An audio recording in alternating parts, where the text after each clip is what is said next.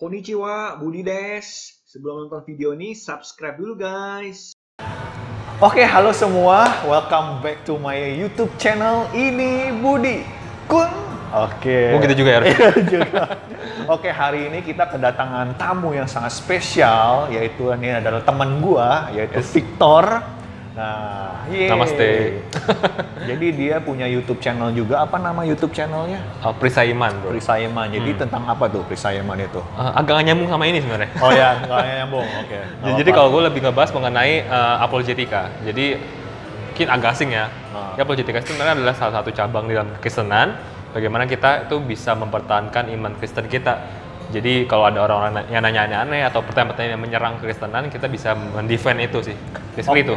Oke, nah jadi alasan kenapa gue ngundang Victor di kali ini ya, mungkin topiknya mungkin juga rada berat ya, karena gue pengen membicarakan tentang perbedaan agama di Indonesia dan juga di Jepang. Oke. Nah, karena mungkin Victor familiar dan juga mungkin sudah mempelajari tentang agama-agama apa aja yang ada di Indonesia, jadi makanya gue mengundang Victor dan kita akan ngebahas lebih dalam apa sih perbedaan antara agama di Indonesia, kepercayaannya, perayaan apapun itu, dan juga di Jepang tuh kayak gimana gitu. Oke, jadi langsung aja kita mulai ya. Pertanyaan pertama adalah sebenarnya mayoritas agama di Indonesia tuh apa sih? Oke. Nah, ini sebenarnya hard. Lu harus tahu ya, lu tinggal di Indonesia loh. Iya. jadi pasti sebenarnya di Indonesia ada 6 ya. Ada 6 agama yang di-approve. Oke. Gue baru taunya 5 doang. Oke. Apa itu? Jadi pasti pertama ada Islam, ada Kristen, ada Katolik, ada Hindu, ada Buddha, dan ada Konghucu sebenarnya. Oh, Konghucu. Dan Konghucu ini memang yang termasuk paling baru ya, karena dia tuh baru di-approve atau baru disetujui oleh pemerintah itu sebagai agama baru Indonesia itu pas zaman Gus Dur. Oke. Jadi memang sebelum Gus Dur itu memang tidak diakui. Pas setelah zaman Gus Dur, Konghucu diakui. Dan memang yang paling besar untuk jadi mayoritas adalah agama Islam. Oke. Gitu. Itu berapa persen sih kalau bisa lu kasih tahu dari setiap agama itu? Dari terakhir survei yang gue lihat ya, itu tuh agama Islam itu sekitar 87%. Islam 87%. 7% dari 200. Sekarang udah hampir 275 juta ya. Jadi cukup banyak. Dan kedua itu adalah Kristen Protestan. Oke. Itu sekitar 7% lah ya. Oke. Lalu setengah daripada itu sekitar 3, sekian persen itu Katolik. Oke. Lalu berikutnya adalah Buddha. Oke. Dan terakhir adalah Hindu dan paling kecil Konghucu cuma 0, berapa persen gitu. Cuman ya memang mayoritas adalah ketiga itu sih sebenarnya Islam, Kristen dan juga Katolik. Oke. Gitu. Oke. Terus kalau misalnya mungkin boleh lo jelaskan sedikit mungkin sebenarnya sejarahnya itu gimana sih kok agama Islam itu bisa masuk ke dalam Indonesia, bisa menjadi mayoritas agama Islam gitu di Indonesia? Ini menarik sih karena sebenarnya agama Islam juga bukan agama pertama ya di Indonesia. Oke. Karena agama pertama yang masuk itu sebenarnya agama Hindu. Oke. Hindu itu pertama sekitar mungkin abad ke-4 lah ya. Terus setelah itu diikuti oleh Buddha. Oke. Jadi dua ini sebenarnya agama tertua di Indonesia nih. Makanya kalau lu ingat buku sejarah, awal-awal kan dulu ada kerajaan Sriwijaya, kerajaan Sanjaya, which is itu memang kerajaan Hindu Buddha tuh. Udah lupa ya? Gua udah sama sekali udah kayak sejarah. Maklum anak IPA. Nah setelah itu memang agama Islam tuh masuk tuh sekitar abad 11-an lah ya. Oke. Jadi 1100-an sampai 1600-an tuh agama Islam mulai masuk. Nah bedanya agama Islam mulai masuk tuh melalui pedagang-pedagang. Jadi kalau lu ingat tuh pedagang-pedagang Gujarat dari India itu biasanya mereka berdagang di sini. Dan setelah mereka berdagang kan sebelum mereka balik biasanya mereka tuh punya banyak waktu tuh di sini tuh. Jadi mereka sekaligus menyebarkan agama Islam. Jadi memang agama Islam banyaknya disebarkan oleh pedagang dan banyaknya memang di Pulau Jawa dan Sumatera sih. Jadi memang 2 pulau yang paling besar kan di Indonesia kan secara populasi ya. Iya. Jadi memang setelah itu akhirnya dari sini mulai akhirnya banyak juga akhirnya ini mulai masuk ke kerajaan-kerajaan. Makanya kalau lu ingat kerajaan abad 11 tuh mulai beralih tuh, mulai kerajaan Islam, namanya Mataram dan segala macam. Dan menurut gue apa yang membuat agama Islam ini bisa menjadi agama yang besar di Indonesia itu karena dulu tuh cara mereka masuk ke dalam budaya Indonesia tuh bagus banget. Jadi mereka tuh mengintegrasikan agama dengan juga budaya Indonesia waktu itu. Contoh waktu itu budaya Indonesia waktu itu suka dengan namanya wayang. Wayang, oke. Dan mereka menyebarkan agama Islam itu dengan menggunakan wayang. Jadi kayak pahlawan-pahlawan dalam cerita wayang diubah tuh jadi tokoh-tokoh Islam gitu. Dan juga waktu itu kan karena agama waktu itu masih banyak yang Hindu Buddha kan. Ya. Jadi masih ada pura-pura. Nah, jadi saat mereka bangun masjid pun bentuknya tuh mirip-mirip kayak pura-pura gitu. Masjid zaman dulu tuh beda sama yang sekarang ya. Oke. Jadi dulu tuh masih ada unsur-unsur Buddha dan Hindunya. Jadi Oke. akhirnya orang-orang yang mau pindah itu nggak berasa, wah kok beda banget gitu. Campur ya, jadi maksudnya dulu tuh ada campur ya. Jadi adaptasi mereka tuh lebih gampang. Oke. Makanya kalau ingat juga ada yang dulu namanya Wali Songo kalau ingat. Jadi ada 9 sunan itu, Wali Songo itu adalah 9 wali yang memang dia berjasa besar lah dalam menyebarkan agama Islam di Indonesia. Jadi sebenarnya itu sih menurut gua kenapa suksesnya agama Islam sampai menjadi mayoritas sekarang adalah karena proses masuknya ini sangat-sangat bagus lah menurut gua, sangat-sangat adaptif dengan budaya Indonesia waktu itu. Gitu. Menarik. Jadi seperti itu ya siarannya. Oke, itu kalau misalnya di Indonesia ya, kalau di Jepang itu mayoritasnya itu adalah agama Shinto. Oke. Nah, Shinto itu apa? Shin dari dua kata. Shin itu artinya roh dan to itu artinya jalan. Jadi jalannya roh gitu. Nah, jadi untuk agama Shinto itu banyakan itu lebih ke arah alam semesta. Jadi lebih ke arah berhubungan dengan alam semesta semuanya itu. Seperti contoh, ada Gunung Fuji di Jepang. Nah, itu dianggap sebagai kami. Jadi kalau kami itu kalau misalnya ditranslate ke bahasa Inggris itu adalah God. Gitu.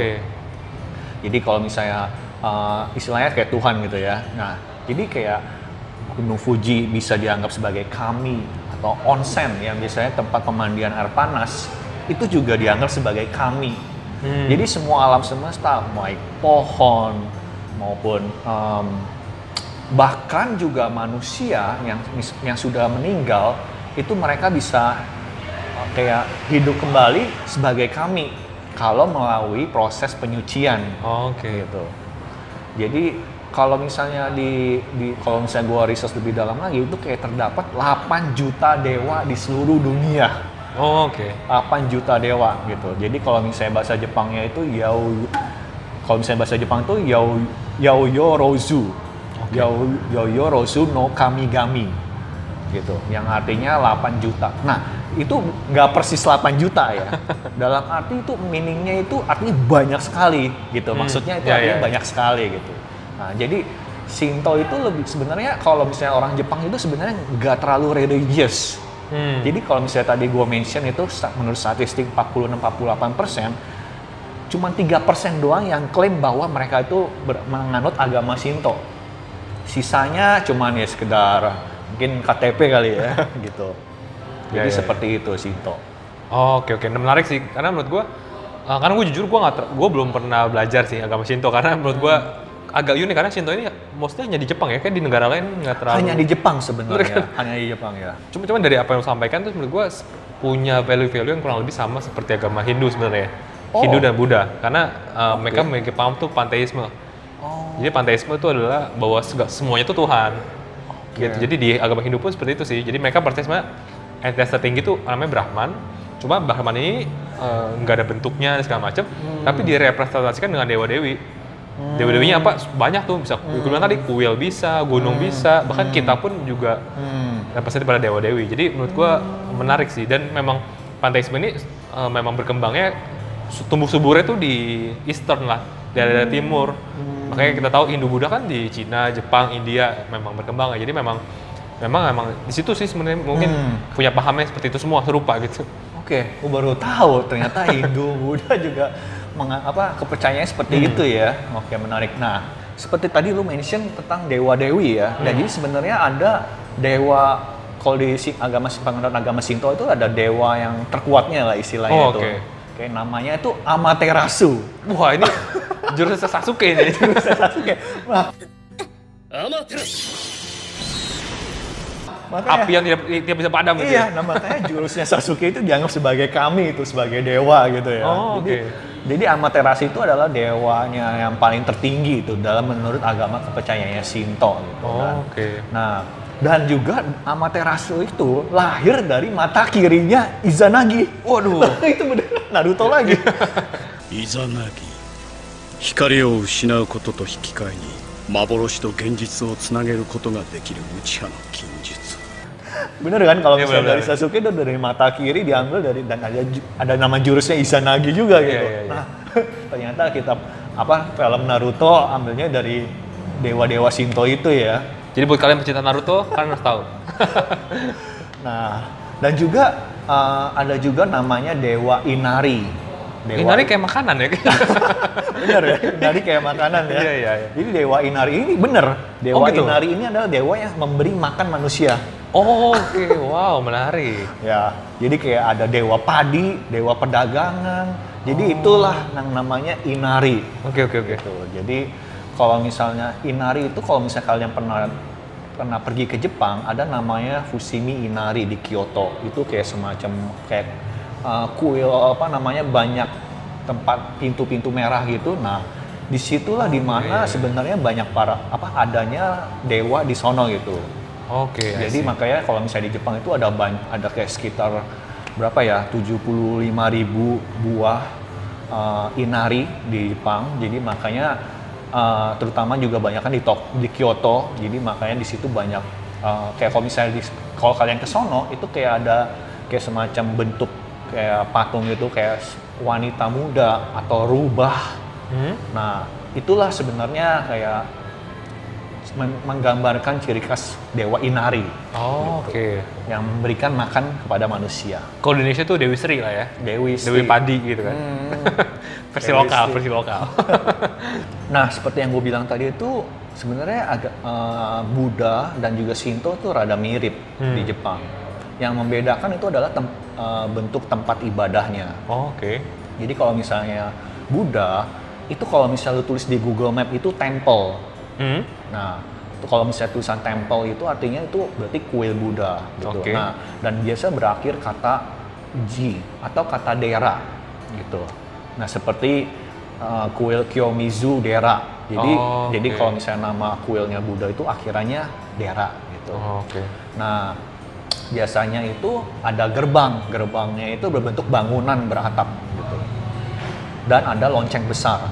Nah, itu kalau misalnya Buddha ya. Nah, kalau misalnya Shinto itu tertulis kalau misalnya tulis di Google Maps shrine. Ya. Ya, shrine. Ya, jadi beda tuh antara Buddha sama Shinto gitu. Nah, kalau Shinto berakhir kata Jinja atau Jinga gitu. Jadi kayak ada temple namanya Heian Jinga. Itu artinya temple dari Shinto gitu. Oke. Nah, perbedaannya kalau gerbangnya itu kayak berbentuk torii gate. Jadi kayak cuma sekedar kayak kayu doang, kayu dan lonceng kecil. Jadi itu yang membedakan kuilnya di Buddha sama kuilnya Shinto. Tapi tetap ada yang gedenya, lonceng gedenya. Kebanyakan sih kecil sih. Mungkin ada ya, kurang paham juga sih. Tapi yang membedakan namanya sih, satu temple, yang satu shrine. Ya. Nah, lu pas ke Jepang pernah ke dua-duanya? Waktu itu mungkin kurang gitu notice ya, cuman yang gua notice banget itu banyak torii gate itu yang gua bilang. Oke. Jadi itu. Yang pertanyaan kedua adalah sebenarnya perayaan-perayaan apa aja sih yang biasanya dirayakan oleh masyarakat di Indonesia? Oke. Yang terkait dengan agama ya? Ya. Tentu banyak sekali. Banyak karena yang diakui kebanyakan oleh pemerintah kan. 6 agama tadi, otomatis semua hari raya agama tersebut kita rayakan.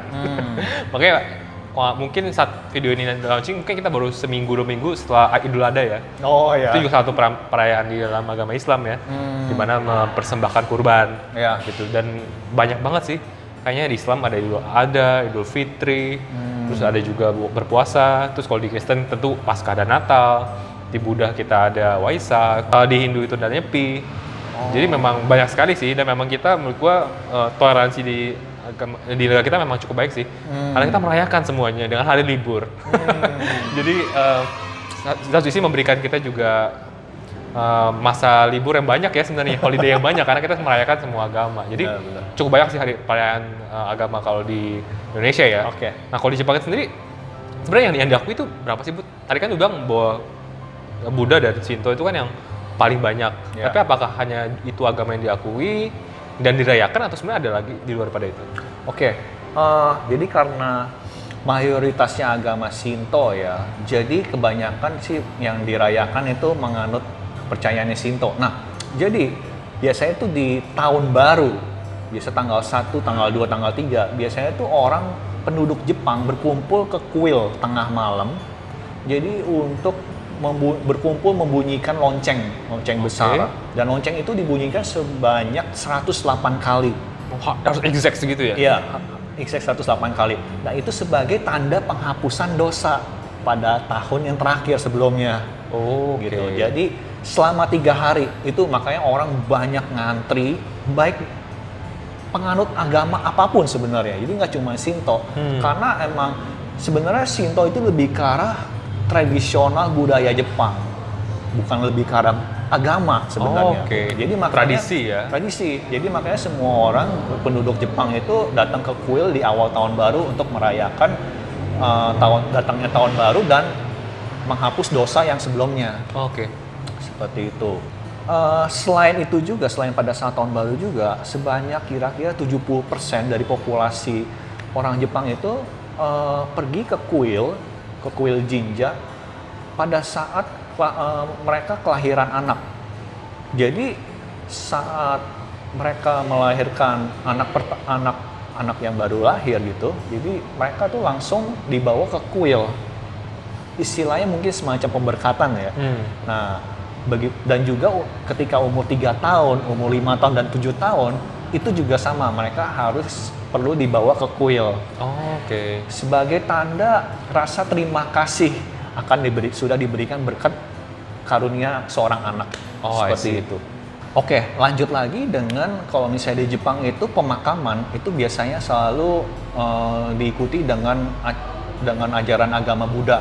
Kalau pemakaman. Jadi pemakaman di Jepang itu ada terbagi 2. Nah, yang pertama itu namanya Otsuya. Nah, Otsuya itu adalah upacara di mana keluarga atau kerabat ataupun teman-teman yang dekat dengan almarhumnya itu berkumpul memberikan penghormatan terakhir dan mempersembahkan dupa gitu. Jadi ada juga seorang biksu yang membacakan kitab kitab sutra dan mempersembahkan dupanya itu ke dalam di hadapan si jenazahnya itu. Nah, itu yang pertama Otsuya. Dan yang kedua adalah namanya Ososiki. Nah, Ososiki itu adalah upacara pemakaman yang terbagi menjadi beberapa upacara gitu. Dan upacara ini dimulai 1 hari setelah Otsuya yang tadi gitu. Nah, jadi dengan upacara Sougi gitu, di mana upacaranya itu mirip dengan Otsuya tapi ini dilanjutkan dengan kenalan-kenalan yang lainnya. Jadi yang pertama mungkin lebih yang dekat, yang kedua yang cuma yang kenalan-kenalan yang benar-benar pengen memberikan penghormatan terakhir juga kepada almarhumnya itu. Jadi kalau pemakaman di Jepang itu lebih ke arah cara ajaran Buddha. Gitu sih. By the way, itu sekedar informasi aja, di Jepang itu ada seekor kucing. Memang kalau Jepang itu rada unik ya. Jadi ada kucing yang menjaga stasiun. Yang pegang-pegang bel buat sih. Bukan pegang kalau di anime gitu. Wah, itu kucing ajaib tuh namanya. Tapi jadi kucingnya ini cuman kayak duduk diam, tapi dia pakai topi kayak kepala stasiun gitu, manis ini gitu. Jadi kayak istilahnya yang mungkin karena orang Jepang tuh sebenarnya suka kucing gitu. Nah, pada waktu itu kucing itu ternyata mati. Nah, pada saat kucing itu mati, itu bahkan kucing aja pakai pemakaman tradisional agama Buddha. Bahkan seekor kucing pun gitu. Dan ternyata banyak juga loh pengunjung yang datang ke pemakaman kucing itu karena memang yang penjaga kucing itu ya udah sangat bersejarah banget lah. Itu kayak di stasiun selalu ada dia gitu. Ya seperti itu. Nah, uniknya lagi di Jepang itu pada upacara pemakaman ada juga robot. Jadi ada orang yang memakai robot di Jepang, namanya robotnya itu Pepper. Jadi robot itu yang menggantikan biksunya itu. Jadi kayak robot itu sudah didesain, jadi dia memakai tradisional Jepang, kayak semacam tradisional pakaian biksu gitu, dan mengambil alih perannya itu jadi kayak melakukan upacara pemakaman gitu. Jadi kayak mengucapkan doa, itu robot itu bisa ngucapin doa gitu. Udah AI ya semuanya ya? Iya. Dan itu robot itu sebenarnya dipakai sebagai alternatif kalau misalnya biksu itu berhalangan untuk hadir atau enggak tidak tersedia. Pas banget ya pas corona gini pas ya. Nah, mungkin bisa juga ya, mungkin dipakai gitu. Makanya jadi mungkin karena kondisi gitu pada saat mungkin corona atau pada saat biksunya berhalangan atau mungkin karena bayarannya mungkin lebih mahal yang kalau misalnya kita memakai pemakaman yang memakai biksu itu. Mungkin ada yang bayarannya lebih mahal, kalau pakai robot lebih murah gitu. Jadi makanya itu salah satu alternatifnya pakai robot.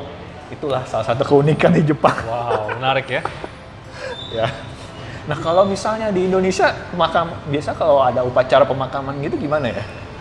Belum pakai robot ya pasti. Oh, pakai robot masih.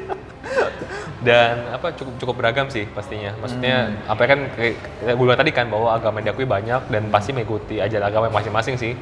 Dan kalau prosesnya sih hampir kalau untuk kayak Kristen dan Buddha mirip-mirip ya. Biasanya mereka dibawa ke rumah duka dulu. Dan biasanya juga jadi ada mungkin 2-3 hari di rumah duka, baru setelah itu either itu dikremasi atau disemayamkan sih. Oke. Biasanya 2 opsinya itu sih kalau di Indonesia ya. Tapi kalau untuk yang kalau agama Islam beda-beda sendiri tuh. Biasanya dia lebih itu prosesnya dia mendoakan dulu di rumah, terus baru mungkin setelah itu langsung dikuburkan tuh biasanya. Oh. Mereka dan ada aturan masing-masing sih, kayak harus sebelum matahari terbenam dan segala macam. Jadi misalnya mengikuti ajarannya masing-masing. Gitu. Cuman maksudnya sih kayak gitu sih prosesnya. Oke. Nah kalau kremasi tadi agama Buddha kan ya? Banyakan ya? Banyakan agama Buddha. Ya. Di Jepang juga makanya banyakan dikremasi sih. Oh. Tapi itu bisa abunya disimpan atau ditabur gitu? Wah, that's good question. Itu nanti mungkin akan gua sediakan di video selanjutnya lebih detail ya. Kalau tadi soal pemakaman ya. Nah, sekarang ini kita bicara tentang wedding, pernikahan. Nah, jadi kalau misalnya di Jepang itu sebenarnya mayoritas bahkan 65% orang Jepang wanita itu menginginkan tradisional Christianity. Oke. Dalam hal pernikahan. Seremoninya aja ya? Seremoninya ya, dalam hal seremoni pernikahan itu dalam hal sebagai Kristen dalam ajaran Christianity gitu. Jadi mereka ada juga tradisional wedding ceremony dalam tradisinya Shinto. Ada juga. Nah, uniknya lagi pada saat tradisional Shinto pernikahan di Jepang itu mereka punya tradisi nggak ada kiss. Oke. Nggak ada wedding kiss. Wedding kiss, bener. Nah, kalau di Jepang itu mereka cara wedding kissnya itu adalah minum wine sake ya kalau misalnya minum sake 3 kali sirup 1, 2, 3 dari sang istri lalu memberikan kepada suami minum 3 kali sirup 1, 2, 3 itu sebagai tanda wedding kiss. Kalau misalnya di bahasa Jepangnya san kudo, san itu kan 3. Jadi 3 kali sirup itu sebagai wedding kiss-nya di Jepang karena ini mungkin juga ke budaya ya, karena mereka ingin sebagai menunjukkan respect kepada orang-orang yang mengikuti acara pernikahannya itu, gitu, sebagai tanda hormat. Makanya mereka melalui wedding kiss-nya itu kayak kalau misalnya biasanya kan you may kiss your bride, mereka minum sebagai tanda hormat kepada orang-orang yang datang. Oke, menarik. Nah kalau di Indonesia itu menurut gua pernikahan juga menarik sih, nggak kalah menarik nih sama Jepang nih. Oke. Karena biasanya pernikahan di Indonesia tuh ada 2 macam. Oke. Jadi kayak pernikahan secara agama dan pernikahan secara adat. Gitu. Jadi kalau pernikahan secara agama tentu kalau Kristen bisa ada pemberkatan dulu tuh. Ya. Dan memang menurut gua mungkin kalau gue boleh komen sedikit ya, kenapa di Jepang suka yang traditional Christian way, menurut gua kan itu faktor karena film sih. Karena mungkin film-film barat kan gitu kan, di mana di altar dan segala macam. Nah, Kristen seperti itu, biasanya dia ada pemberkatan dan kalau agama Islam pun punya masing-masing, Buddha pun ada juga tuh pemberkatan secara agama. Cuma setelah itu bisa resepsinya secara adat. Cuma memang zaman sekarang biasanya kalau ada orang yang masih suka adat, misalnya Jawa ataupun Batak segala macam. Tapi ada juga kalau nggak suka itu biasanya mereka pilih yang internasional. Nasional tuh kalau kita lihat tuh pakai jas segala macam. Jadi agak ribet sih pernikahan di Indonesia sih, karena harus 2 itu. Tapi sebenarnya ya soal yang Western itu sebenarnya yang tentang Christianity itu sebenarnya asalnya dari Western. Betul. Dari Western. Jadi makanya kenapa orang banyak Jepang populasinya itu 65% itu pengen menginginkan Kristen itu karena mereka banyak dipengaruhi oleh gaya-gaya Western. Jadi makanya mereka lebih prefer itu. Iya, oke. Seperti itu. Walaupun sebenarnya menarik ya. Kristen itu bukan dari barat. Oh gitu. Kristen itu dari Timur Tengah, Israel kan. Israel dan sekitarnya, sebenarnya dari Asia, cuman besarnya dia, karena memang besarnya Inggris dan segala macam, Roma masuk ke Barat, jadi kesannya dari Barat. Sebenarnya dari Asia juga bro sebenarnya. Asia juga ya? Oke. Yesus tuh bukan orang Amerika. Menarik. Lanjut. Nah, jadi makanya kesimpulannya dari ini semua adalah born Shinto, married Christianity, and died Buddhist. Wow. Jadi lahir sebagai Shinto, tapi meritnya itu sebagai Christianity way, tapi pada saat pemakamannya sebagai cara Buddha. Wow. Itulah Jepang. Oke guys, jadi itu part satunya. Thank you so much guys for watching. Akan ada part 2 yang lebih seru lagi. Kita akan bicara lebih dalam lagi tentang agama di Indonesia dan di Jepang bersama dengan Victor. So jadi jangan lewatkan. So please like, comment, and subscribe. Thank you so much guys. Arigatou gozaimasu. Terima kasih Mbak Mas. Ja.